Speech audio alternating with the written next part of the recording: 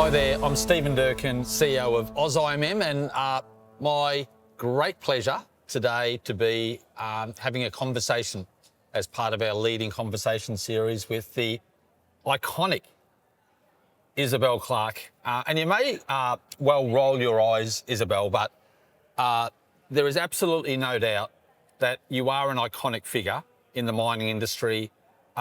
You're often someone that is described as a true expert, international expert, particularly around the area of geostatistics. I actually had assumed that you were a geologist by way of background, but I now, in doing some background reading about yourself, now find out you're a mining engineer. So always have been. Why is that sort of, are there others that would assume you're a geologist, or most understand a bit more about your background than I do? These days, most people tend to assume I'm a geologist, and almost all the people I train are geologists. Yes. These days, if I give a short course or whatever, then the bulk of people who come on my courses these days are geologists. Yes. Especially in Australia, where this has traditionally been a geologist field. Yes. But when I started out in the UK and South Africa, all reserves, as we used to call them, before we got the fancy title, all reserves were evaluated by mine surveyors. Yes. And by mining engineers. Wow. By the planning engineers. Right, okay. Many mines, in the 70s and into the 1980s and so on, a lot of mines didn't even have geologists. Right. They only started putting geologists on the South African mines in the middle 1980s. Right. And they used to call them resident geologists. Right, I've heard. To distinguish them from the head office geologists. Yes. Who would have to go down to the mine. A lot of hostility. In fact, South Africa was the first place where I encountered more hostility underground. Right. Because the mine captain thought I was a geologist. I see. Than because I was a woman. Right. So I started out teaching at the Royal School of Mines. Yes. And my supervisor was the senior lecturer in mine surveying. Right. Because, as I say, the surveyors were the people who did the calculations. Yeah. And my first real job, I was 6 months in that job, and I got sent down to Cornwall to do a reconciliation consultancy work. For a mine down in Cornwall, and I worked with the surveyors and with the samplers. I see. To sort out their grade reconciliation programs. So I know this is a very specific question. So your PhD, what was the area of... My PhD's in grade control. Right, okay, I see. And then you're, of course, the author of the seminal book, Practical Geostatistics. It's one of the... every geologist in Australia references that book. Have you been the author of a number of books? No, I've only written... I wrote the original book in 1979, basically just because there were no books. I see. Certainly no books you could give to mining engineers. I see. It was mostly just to shut my students up.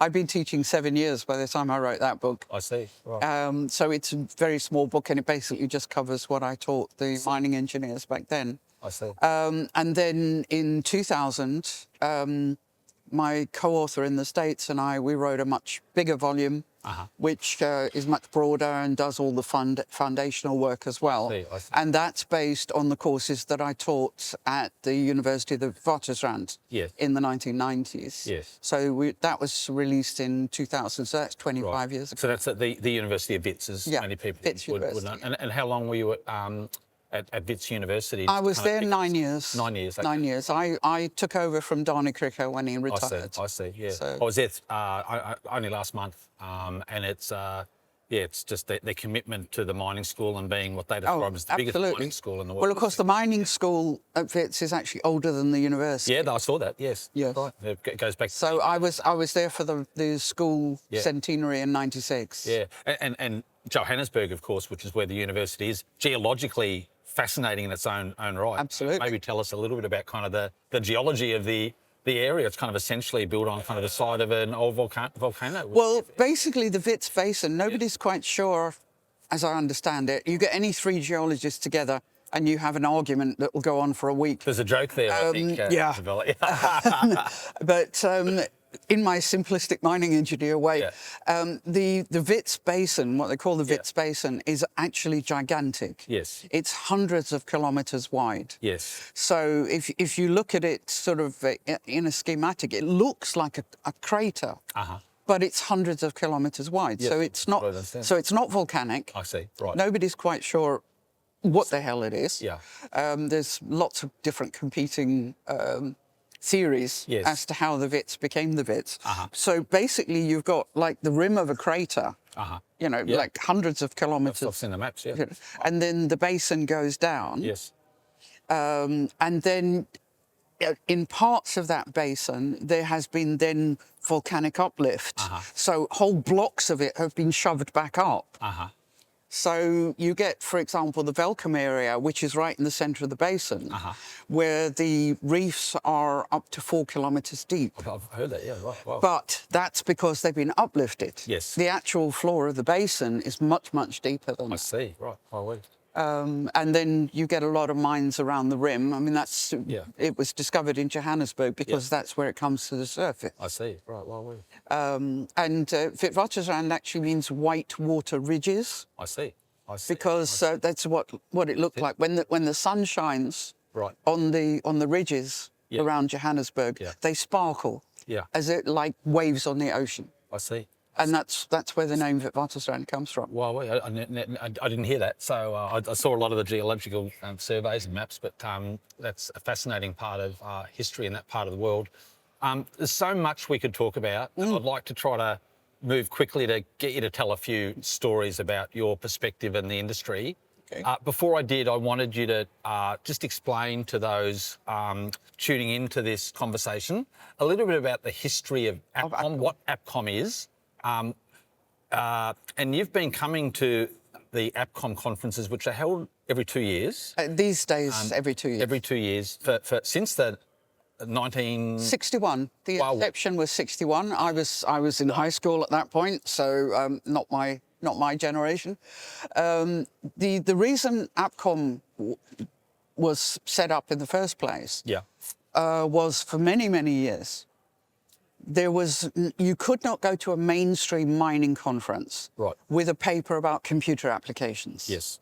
Or optimization, or statistical evaluation, or whatever. If you, for example, tried to go to a Society of Mining Engineers conference in the States, they would not accept papers. So why was that then, Isabel? It was considered it's not important for mining engineers to do this kind of stuff. Because there was a view that it was kind of like it's too new, it's unproven, and so on. Yep. So in the early 60s there, before my time, obviously, in the early 60s, a bunch of people got together.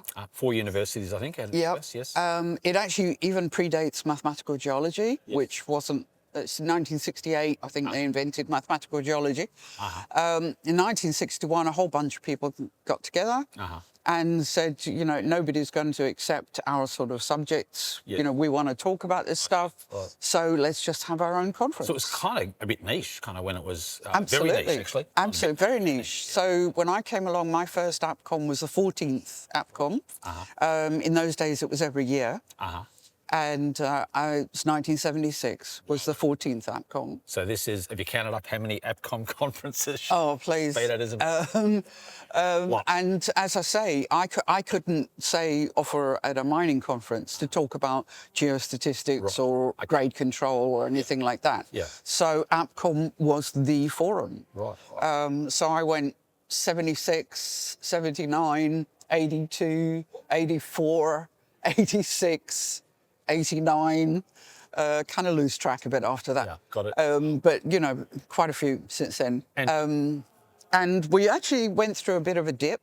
APCOM actually went through a bit of a dip in sort of the mid to late 90s. Because by then, you could actually go to mainstream conferences. I see. Yeah, you could go to mining geology conference or a mining conference or whatever with computer applications. Become an integral part of what we're doing. Yeah. Right. And there was a kind of an existential crisis right. where we began to think, well, do we really need APCOM anymore? Could we just let it fade away? I see. And then it came back, and it concentrates much more now on the high-level computer stuff like digitalization and AI and machine learning and so on and so forth.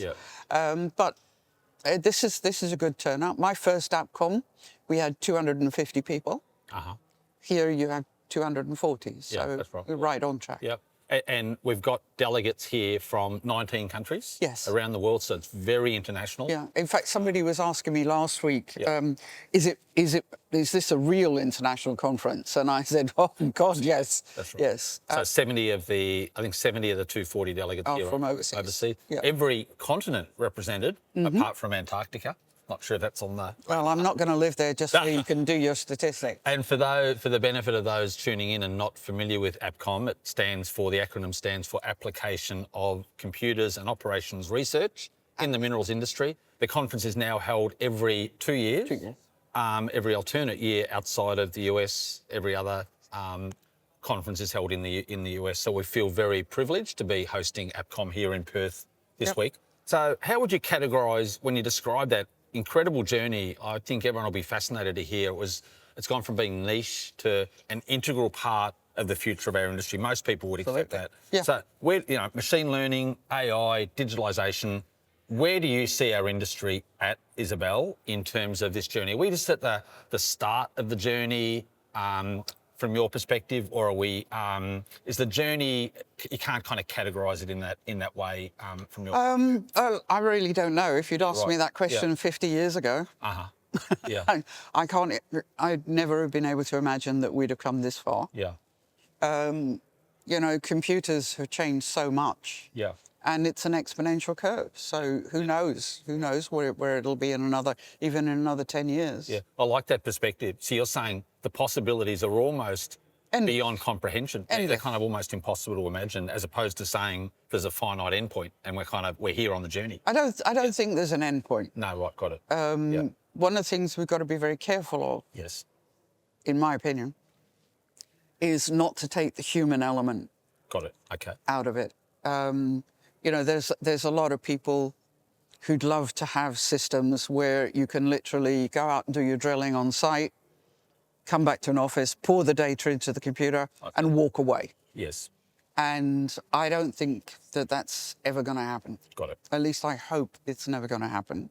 But then on the other hand, I would be out of work, because the bulk of my work, certainly in the last 20 years or so, is troubleshooting. My most common run of life is that my phone will ring and somebody on a far distant continent will go, help! And I will fly out, and they've dug themselves into a pit. And literally dug themselves into a pit, and it's not going well, and they'll call me in, and I'll spend a week on site, and then at the end of the week we'll have fixed everything and I'll walk away again. And it's almost always because something's been misinterpreted or there's some disagreement. I mean, a lot of what I do is refereeing. Because you get two experts who disagree. Another joke there. Give me a one-handed geologist, please. I find it immense fun, because you just walk in and there's sort of like armed camps at each end of the corridor. I get to come in and sort them out and things. So it's a fun life if you don't get it. An aspect of our industry that I personally find fascinating, really speaking to that point you're making, Isobel, is that 30% of our workforce are tertiary qualified professionals, much higher than manufacturing or construction, just to compare two industries. And for mine, it speaks to the uncertainty and the judgment and the sophistication and complexity that sits around our industry. And I think that's a really critical aspect of our industry that's probably a lot of people that have kind of lived and worked in our industry for their whole careers may not even be aware of that, but it's a really special part of what our industry is all about. Yeah, it might be worth saying, though, one of our biggest problems at the moment is because the emphasis has shifted, or the personnel has shifted more into the geological field. I mean, it's always been the geologists in Australia. Yes. But in South Africa, it was traditionally mine surveyors. I see. In North America, you have to be a certified mining engineer, Of course, to sign off on a reserve. yes. But as we've got more and more geologists in, which is a great thing. I learned very early on in my career that geology was an important part of the modelling of a deposit, Yeah. which, coming from a mining engineer, is hard to say. But the education hasn't kept pace. University education of geologists Yes. does not include training in our field. Yes. The resource geology training worldwide Yeah. is completely lacking. Yeah, let's explore that, because perhaps there's a balance between that rigorous high standard of training versus attracting people to come and work in our field in the first place. And there's been a massive drop-off, as everyone would be aware of geology students coming through the university system. Do you see that as, like, that's obviously a wicked problem for our industry? How big a problem is that, the way you see it, Isobel? Well, from my point of view, Yeah. working in effectively resource geology, resource evaluation, as opposed to pure geology, most geology first degrees are all about geology. They're all about the rocks and the mineralogy and all the rest of it. They're not about evaluation. Yep, gotcha. Or modelling. Uh-huh.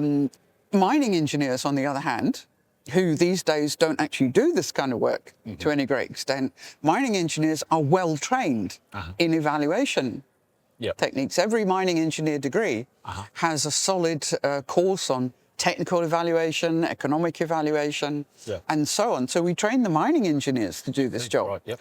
But they're not the people who are doing it now. I see. It's the geologists who are doing it. But geology departments don't train them in that. When I was teaching at WITS in the 90s, my mining engineering courses, I used to get half a dozen mining geology students in my mining engineering classes because they couldn't take that subject in their own department. I see what you're saying. And that is only now beginning to change. Yep. We've got an active program going in South Africa at the moment where they're trying to include more of this stuff. Australia is very deficient in undergraduate training. 100%. And the numbers of undergraduates coming through, of course, I think what we need probably is more master's level training. So get your first degree in whatever. Yep. And then come back and do a 1 year, 2 year master's training and specialise at that level. Yep. But getting the universities to agree to that, of course, is another matter entirely. Well, maybe that's where organisations like AusIMM, SAIMM in South Africa have an important role to deliver conferences or provide courses and professional development to actually provide that industry and practical perspective. I mean, if you want to take it as a symptom, why on earth am I still doing short courses? Well, it's the professional development piece. So we've seen a massive gap and an obligation we feel on behalf of the industry to provide that professional development for all the reasons you're describing. I wanted to kind of close out the conversation today by asking you to just offer some sort of philosophical reflections on two things. Firstly, where the industry's at today and where we're going as an industry overall. And then secondly, just benchmarking kind of where Australia's at versus some of the other jurisdictions you've had a lot of experience at on the world stage, if you could, Isobel. OK, well, as to the future, I'm afraid I'm not going to be part of that. So I can't really predict too much about where things are going to go. Right. You know, I'm literally fading out here. But if you had a crystal ball and you were looking, let's say, 100 years out, none of us are going to be here, but 100 years out. No, as I say, if you'd asked me 50 years ago, it wouldn't be here. So there's no way I can predict what's going to happen in the future. But what I can make comments on where Australia is in the general room of things, because I have been involved, committed, in the development of the Mineral Resource of course. Evaluation Conference, Yes. which was the first of its kind. Yes. 2 years ago in 2023, when we did the first one. Yeah. The first of its kind worldwide. Yep. A specialist conference for resource geologists or resource workers, which in Australia is geologists. Yep.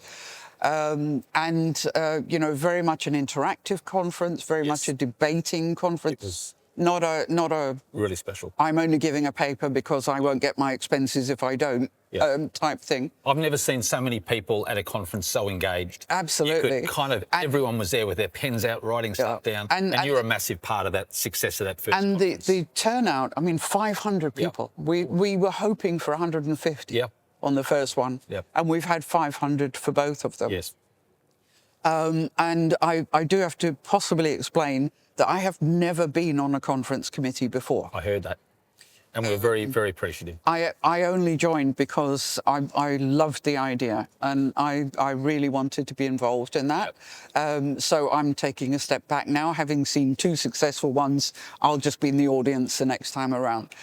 But the added success of that is that now I went to Canada last October to their MRMR, Mineral Resources and Mineral Reserves Conference, which is the Canadians trying to do what we did here. Yep. Next month, October, I'll be going to London to the MRE conference in London, the first of its kind in the UK, motivated by the fact that our conference here, your conference, has been that successful. We're delighted to have seen that travel around the world. And we're so, as an organisation, as an industry in Australia, so appreciative of your personal support for that conference. There was, people were in awe of yourself when you came into that conference, Isobel. I kind of remember it vividly. We really well, you do have to give at least 50% of the credit to Jackie Coombs. Yes, indeed. If it wasn't for Jackie, God knows how that session would have gone. Rene himself, I mean, he was the whole driver. He was. For the whole inception. 100%. And it was a joy to be part of. It's still a joy to be part of. It's just that I won't be quite so involved. Yeah, we were so thrilled, so proud of. Yeah, I mean, when you, I hate to emphasise it, but when you get to my age, you don't plan too far ahead. So if I'm still around, I will be at the next MREC, but I won't be on the committee. We could truly talk all day. I'd love to. We actually, just before we started the camera, we were having some really great conversations about all sorts of mining-related stories. We could honestly spend hours here unpacking those stories. For now, Isobel, a massive privilege, honour and pleasure to spend some time with you today. I'm sure many people will have a look at this interview or discussion today. Anything in closing that you'd like to say to our industry here in Australia? Well, thank you for having me. A bit of a surprise. I'm not used to being treated like a VIP, I do have to say. I'm usually the guy in the back row laughing. So what do I want to say? Keep your humanity, keep your sense of humour, keep your common sense, do the job right. Isobel Clark, a pleasure and honour. Thank you very much. Thank you for having me. Take care.